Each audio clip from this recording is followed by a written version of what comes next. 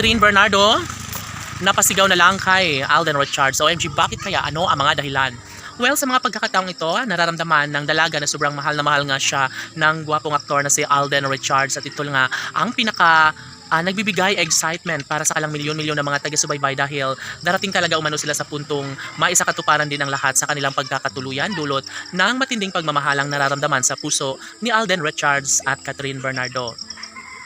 Wala nang ibang hinangad pa ang mga netizens kundi ang magkaroon ng pagmamahalang tunay ng dalaga at binata, at nararapat lamang umano na kanila itong mapagtagumpayan dahil sa totoo lang, wala nang ibang mas magbibigay kasiyahan pa sa puso ni Alden Richards at Catherine Bernardo kundi ang kanilang pagkakatuluyang pinakahinangad sa taong bayan.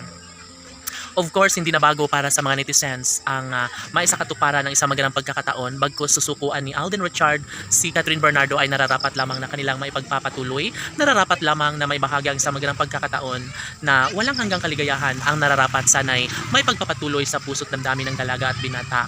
Hindi pa huli ang lahat at papatunayan umano ni Alden Richards ang lahat sa kanilang pagkakatuluyan.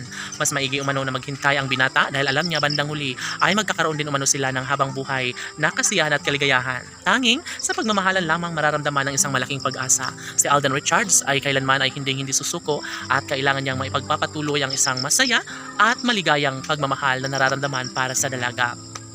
Kaya dito na lang napasigaw ang pretty girl na si Catherine Bernardo dahil nga mas nagkaroon umano ng tensyon at nagkaroon ng pag-asa na maisakatuparan din ang lahat ng kanyang pag-ibig na nararamdaman para sa actress. Siyempre si Alden Richards at Catherine Bernardo lamang umano ang tunay na magkakatuluyan.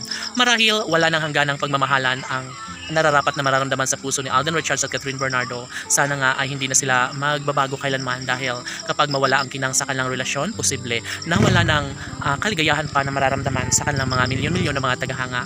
Maaga pa at kailangan na maibahagi ni Alden Richards at Catherine Bernardo ang katotohanan na sadyang hindi pa huli ang lahat at tuluyan na magiging masaya ang puso ni Alden at Catherine.